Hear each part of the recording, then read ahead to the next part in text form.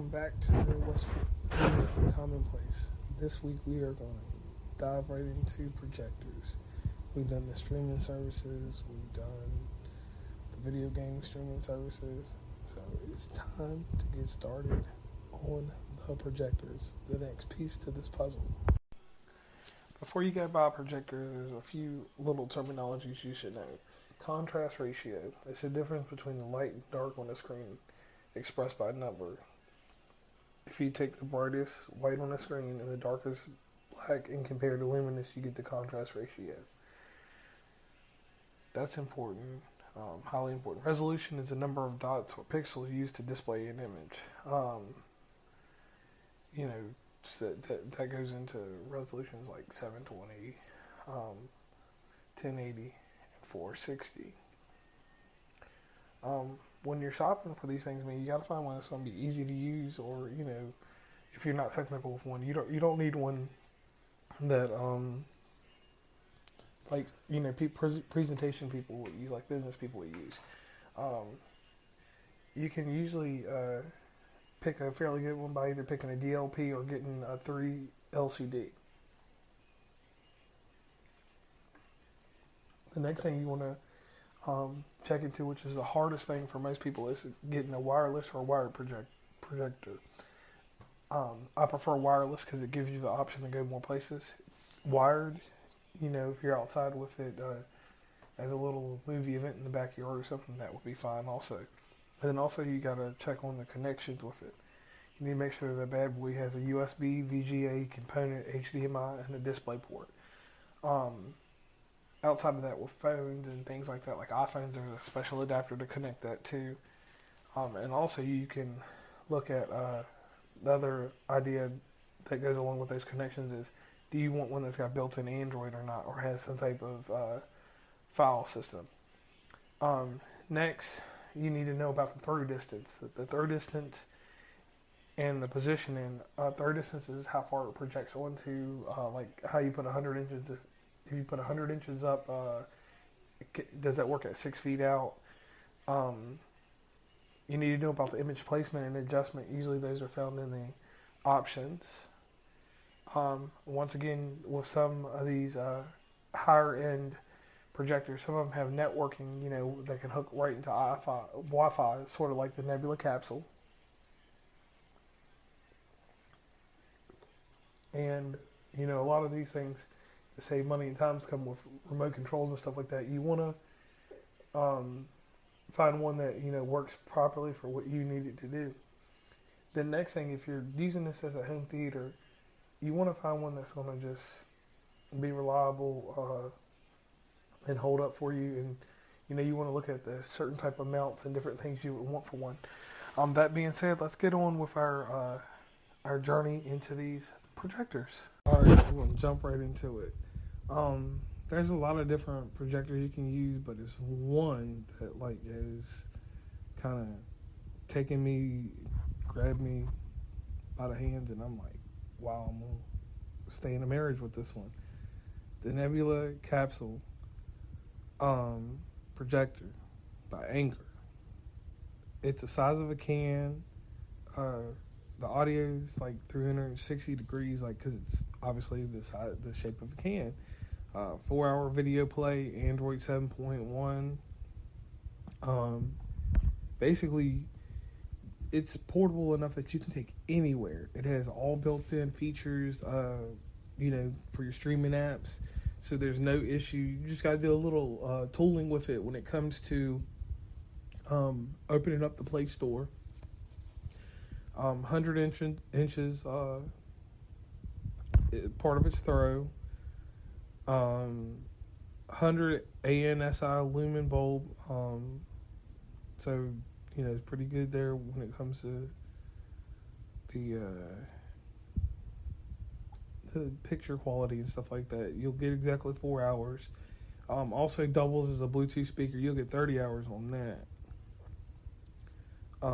Projection technologies, DLP like always. Operating system is Android 7.1.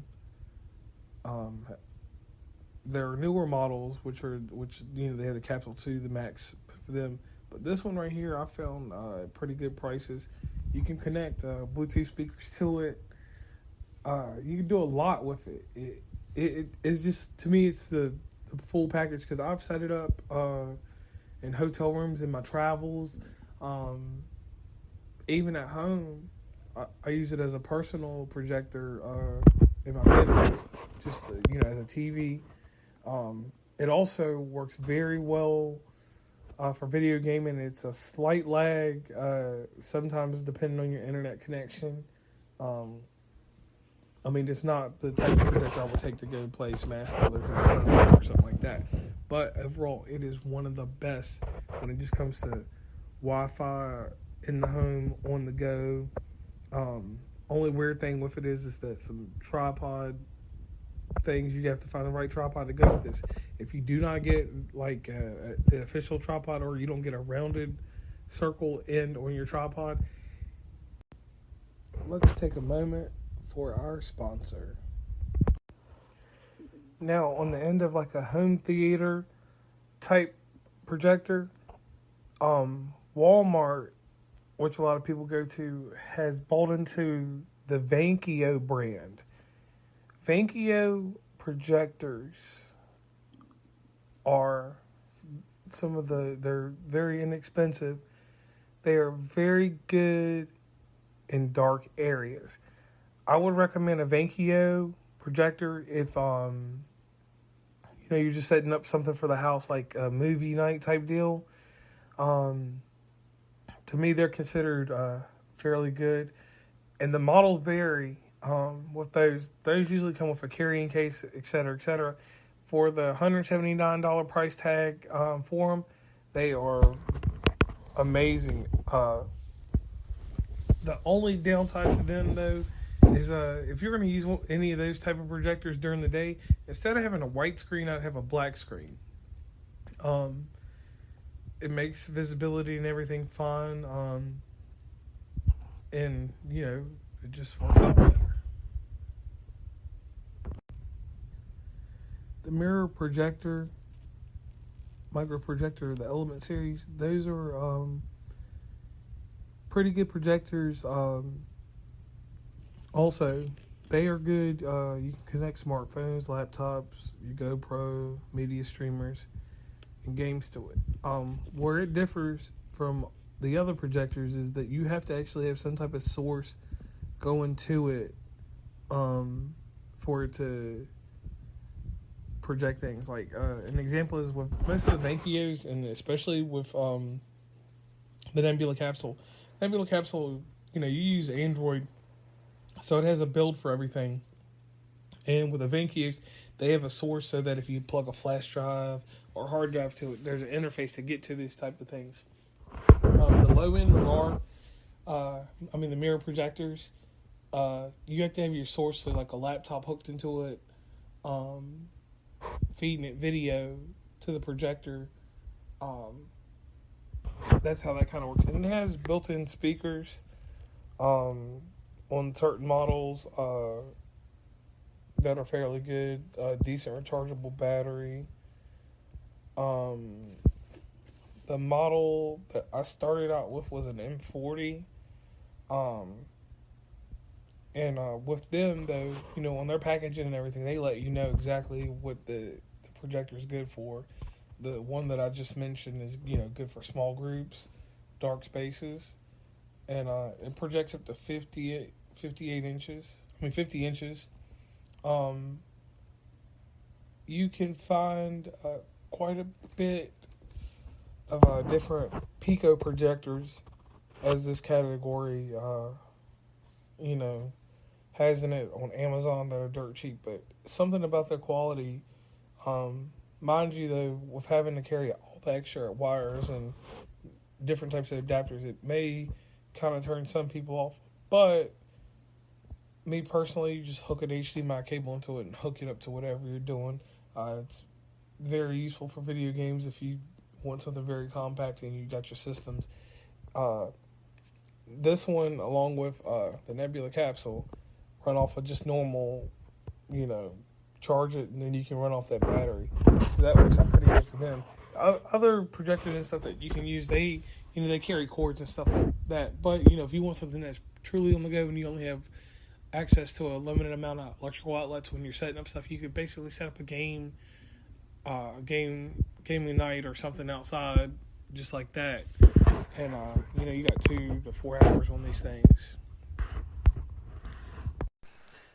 Welcome back to West Virginia Uncommon Place. I actually went out today. I went with Stacy, that's my girlfriend. We went out to the movie theater out there in Nitro, West Virginia, and went to go see Unhinged, starring Russell Crowe and some other randoms. Movie experience was the same as anywhere before. Weird thing was that they made you sit two rows in between each people. It was only maybe about 8 people in there. A couple started coughing. I looked up at them, and the weird thing was that you're in here wearing a mask. I want somebody's feedback on that too. Like, what are y'all thinking about having to wear masks everywhere? Like, the movie theater aspect that kind of ruined me this time was that I paid $7 for a drink, $7 for a popcorn, and at this time, at least Regal Cinema is not doing any type of refill on either one. So that's pretty much a drag. So it brought me back to my conclusion that I'll keep doing projector movies at home and build my own surround sound and enjoy it.